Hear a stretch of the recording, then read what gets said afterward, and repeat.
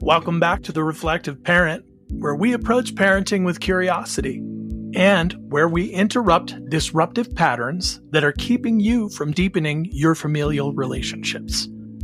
Parenting is challenging, and you don't have to do it alone.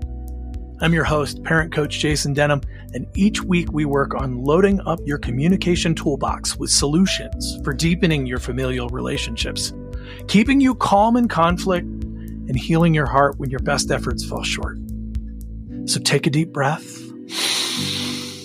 and let's get started.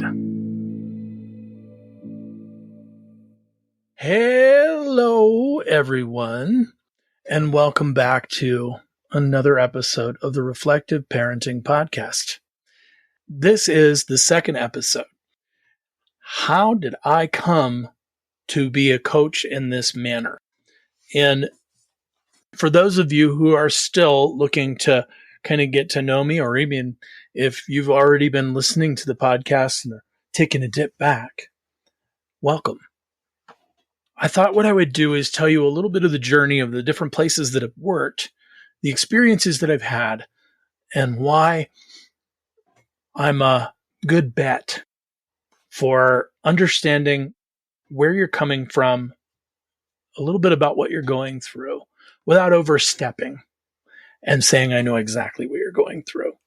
But where this all started for me was I went on to begin wilderness therapy because I was struggling to find something I was really good at. I kicked off postgraduate as a graphic designer, and I didn't make it. I didn't make the cut. So when I began doing wilderness therapy, I started to really understand what it meant to be present and to hear the stories of these kiddos that needed this dramatic intervention. And I started to become acquainted with the parallel process. This idea that I can share a little bit about my own experiences in order to be with these kiddos while they're going through what it would be arguably one of the most challenging things I've ever seen human beings have to go through. At their age, in some cases, to be away from their families for the first time ever and for a long time, and to be placed into a situation that was so hard, is such a struggle to be in nature. Just going for my pre-interview and having to go through what the kids went through for a week was challenging for me, and this really eye-opening experience that I'd never had to struggle quite as much in my life, and how blessed was that. But through that struggle, I was able to grow quite a bit, and so can these young humans who are really struggling with a lot of areas of their lives. So a lot of my experience, which I talked about in episode 1, informed what it was I was able to talk about with them and how I could identify with some of the things that might have led up to us meeting each other in the woods next to a little A-frame tarp, cooking some food together on a little tiny white gas stove.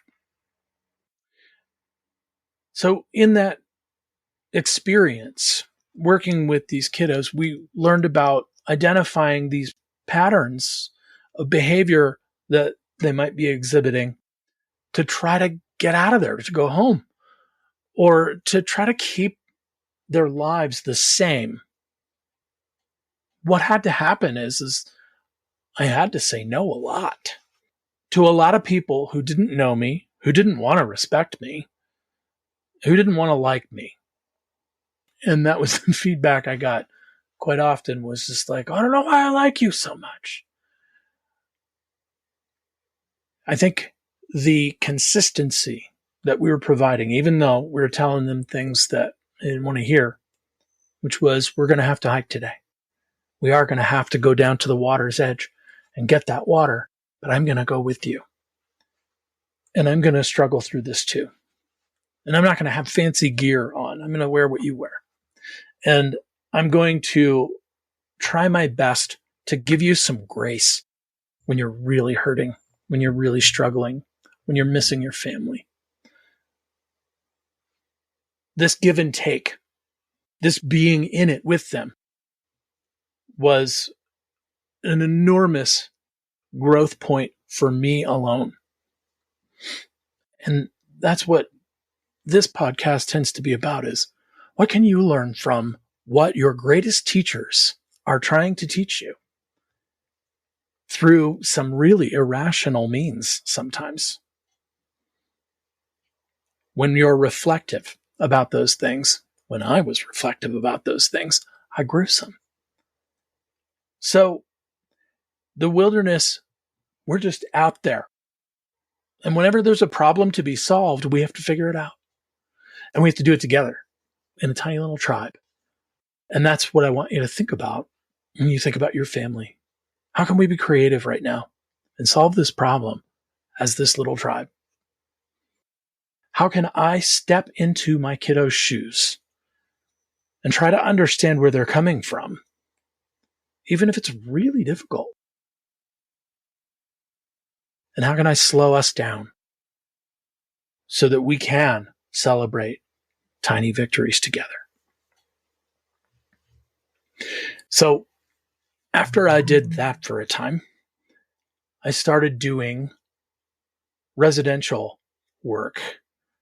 So here I was with multiple groups under one roof, in some cases, running the day-to-day of going to school and taking care of the grounds and doing things outside and keeping the areas clean. It was quite a lot of structure. And with really strong personalities, potentially people who were also dealing with certain diagnoses and some real struggles with some past traumas, it required me to have to shift for almost every single individual and come up with something that made sense for them. To manage all of the inner workings of what happens with a family, and at the same time trying to instill, teach all of these skills that make the household run smoothly. We had to individualize so much of what goes on there. I can help you take a look at one or all of your kiddos, create something that I call the family agreement. Sometimes you'll hear the word contract. I like to use agreement because that would suggest that you are going to come to this agreement and everybody's input is valuable. When that happens, you get buy-in from your kiddos. And we're going to do those types of things by establishing what the family values are. And they're already in place. But it is a great thing to be able to talk about them, teach to them, and ask your kiddos what they want to add to it. So that then we have this document, this structure, this thing outside of the two of you that you can point to that feels way less adversarial and a little bit more like, how are we going to solve this problem together? Next, I thought I might talk a little bit about some of the things that I saw in those environments, which was, in some cases, some kiddos with some pretty extreme behaviors, sometimes some violent ones. If you're experiencing some real difficulty at home, some real struggles with your kiddo, I can also help you to navigate some of that. A cool head under pressure, and someone who isn't involved in quite the same way that you are, because I'm not emotionally involved, I might be able to help you to navigate some of the more challenging, more difficult things that are happening between you and your kiddos at home. Now, that being said, there came a time in which that I needed a break from the work that I'd been doing for almost 10 years at that point. And one of the things that's really challenging to notice is what's happening in our bodies when we're in the thick of it with our family members. And when it's time to start to carve out a little bit of time and attention for yourself so that you're actively restoring your nervous system, your health, and that you're also showing back up again with a little rejuvenation. So I had to take an extreme measure because I was still living a rather extreme lifestyle, going to work and coming home in this week-long shift work capacity. So after experiencing those kind of violent behaviors and some of the extreme stuff that was happening there, and realized that it was probably a good idea if I spent some time talking to a therapist myself and combing through some of the things that I'd seen. I think that would be an excellent thing for each of you to do, whether that's in the capacity of us speaking this way, or if there is a greater trauma that you go towards a true therapist. So when it came time to take some space, I decided to take 4 months and hike a large portion of the Continental Divide Trail. When I was working in wilderness, I like to use the phrase wilderness works. And no doubt, I better be able to put my money where my mouth is. So I use the wilderness myself to go out and to explore how it is that I might heal from some of the things that I'd seen, and a lot of really stressful work.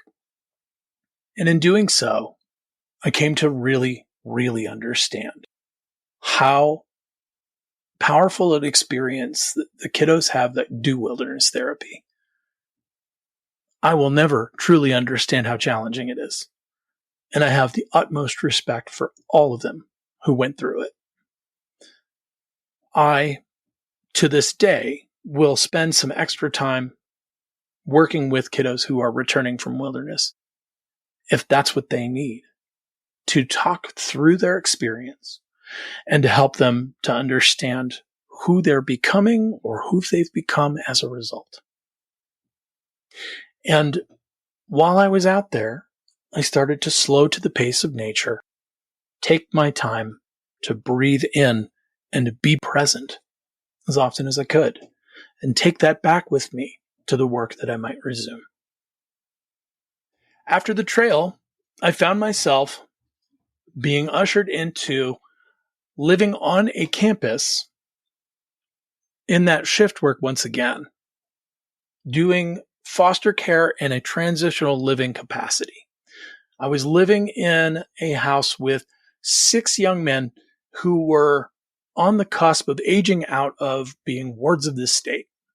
And what we had to do was learn how to become a good man and recognize what a good man was without a lot of evidence coming from their childhoods. And I got to spend this time with almost a pseudo adoptive kiddo experience, which meant I had quite an uphill battle to building trust and rapport with those young men. And the thing that separated this particular experience was that we were using attachment quite a lot more than what we'd utilized in the previous iterations of jobs that I did, which was the parallel process in wilderness, maybe cognitive behavioral therapy interventions and dialectic behavioral therapy interventions with the aid of the therapists on campus to generate these outcomes and help kiddos to recognize patterns that they could break. In this case, we're trying to provide these kiddos with the kind of relationships that they might be missing. And we were encouraged to forge the relationships with them that might mean we're in their lives forever. That perhaps we might show up at their christenings or at their weddings or at their graduations. And that was a really eye-opening and enriching experience for me because I feel like that was within me and something that I had to rope off in those other environments. So as I was living in with these guys, I started to have to deal with things like screens and their access to quite a few gaming systems, which really made chore time suffer and homework suffer. Then we were also going to school. So I was finding myself going to plays and recitals. I was finding myself in teacher conference meetings, dealing with the I'm sick, but are you really? And dealing with quite a lot of cleaning and feeding when you've got 6 teenage boys in under one roof. So being able to understand what I like to call the bump and shove, being in the kitchen and when they're coming through and you're getting one word answers, asking good questions, and sometimes just inviting them to do something with you. One of my favorites was to say, hey, hold this broom for a second. I'm going to wash this dish, and see if I could get them to just start sweeping while we talk. Never underestimate the power of a little bit of movement with your kiddos and them getting to feel a little bit more comfortable with opening up.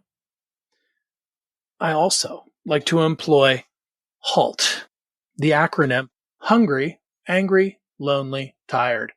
When we're in the kitchen, we're probably going to see one of those things come out. And luckily, in that kitchen, that magical kitchen, I could hand them a snack.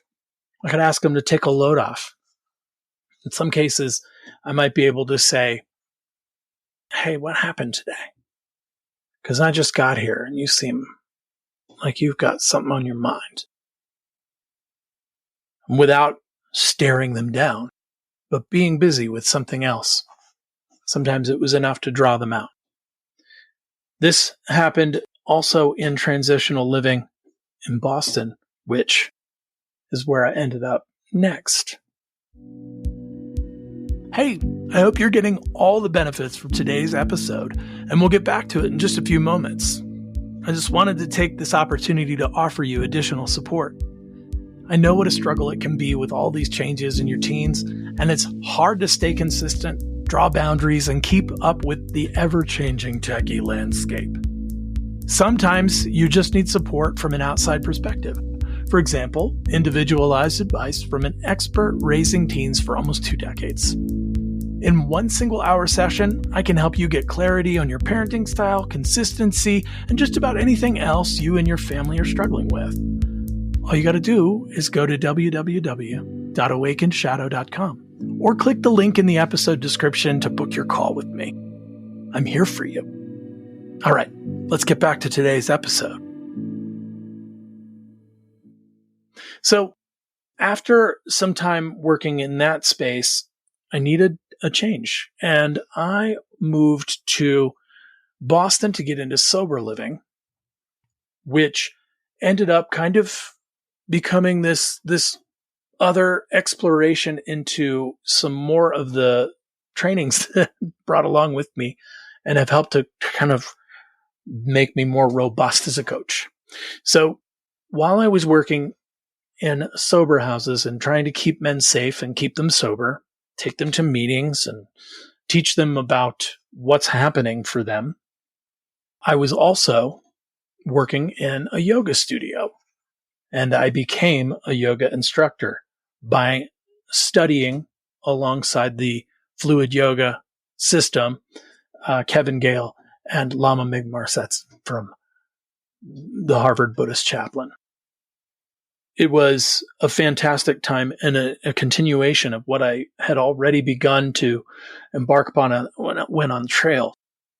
How to be mindful, how to be in the moment, how to make something meditative. And as a person with ADHD, that could be a tall order. I believed for a long time that I couldn't sit still and that would be impossible and there's no way I could do it. However, spending some time in meditation in the halls of AA, spending time in meditation in this yoga studio with these wonderful teachers and learning that moving my body also helped to be still. I was able to take that with me into the next position where I was the program director of a transitional living facility in Boston also. It is during that time that I started to see a massive shift in our culture. And as I was working with coaches to try to help teach these kiddos how to navigate the city, how to take care of themselves because they didn't quite make it their first year in college, I noticed that there was this deficit in the ability for even my coaches to understand what it is that we were coaching. And it became really important for me to teach that to them so that then they could teach that to the students. And for the students, they were struggling with things as simple as, where is the thermostat and what's it for? Times have dramatically shifted. And one of the things that I noticed is where we can't get them to look up from this, it's when we give them a task that they start to hand it back. And that is how technology has vastly shifted the way that we do things. And if you're someone who's taken the phone and started to enter in the information that they need and handing it to them, I understand, because I made that reach too. And then I started to recognize, wait a second, if I really want to help them, I have to show them step by step how to do this. And they don't want that. But when we do the information for them, what we're essentially doing by mistake is robbing them of problem solving. We're robbing them of a developmental process where they have to do trial and error. If they are not able to do that trial and error, they are not willing to tolerate something that's uncomfortable. If they're not willing to tolerate something that's uncomfortable, they may not be very good at handling criticism or rejection. Does that sound familiar? And all of these things tie into one another. But how could we know? How could we know how pervasive that this would become and how it's hijacking our very dopaminergic responses? Dopamine, the hormone that is released when we're being rewarded for doing something good. Usually, dopamine is something that is hard to come by without us having to go through a little bit of struggle first.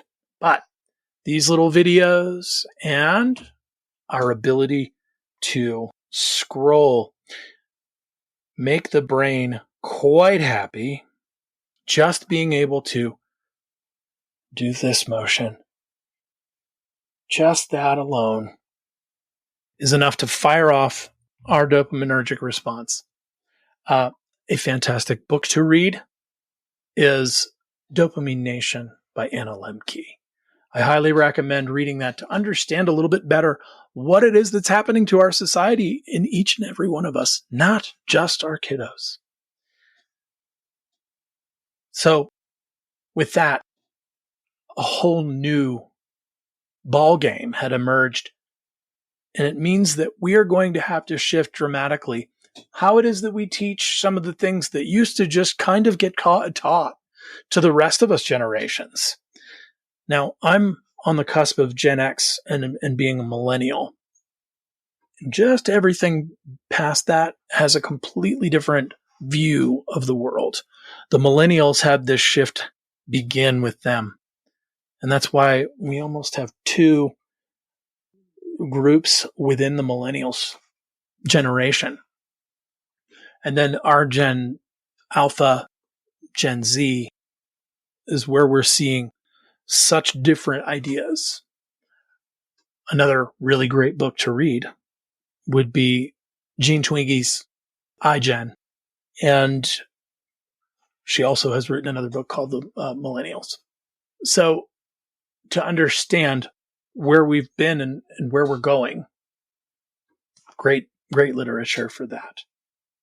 So now here I am armed up with all of these tools, and I'm feeling like I can't even treat people the way that I once did. We have to kind of move back a couple of years. You may be experiencing this at home. And if you have a kiddo who's experimenting with drugs or maybe had a traumatic event happen with them, there could be a bit of a developmental delay that's happening with them. And if we're cognizant of this, and if we're careful and cautious about it, there may be room for some grace. And if you're able to stay calm, cool, and collected when they're in their patterns, then there might be some healing that takes place between you.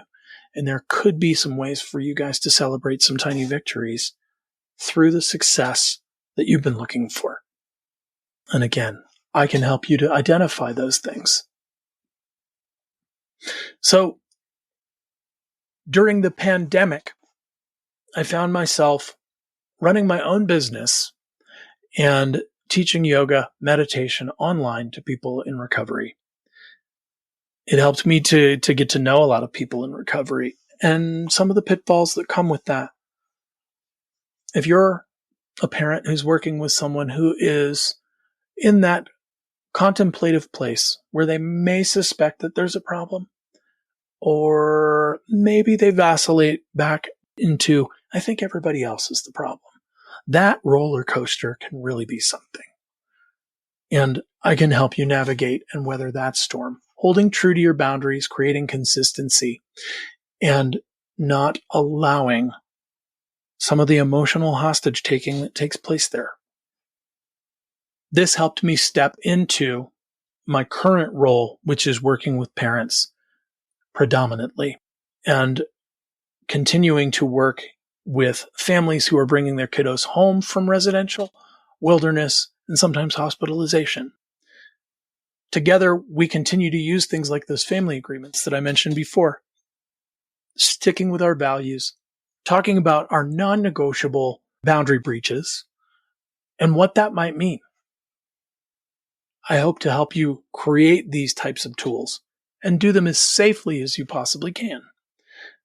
And for each and every one of these family agreements, we're going to tailor it to your family and how they learn best. So in continuing my education, because I love people so much, I started to work in the Hakomi method, which is a mindful somatic psychotherapy. However, I'm a coach, not a therapist, so it isn't exactly the psychotherapy so much as it is a coaching modal. And that is inviting us to take a look at why we use some of the strategies we might use. We, the adults, I might add.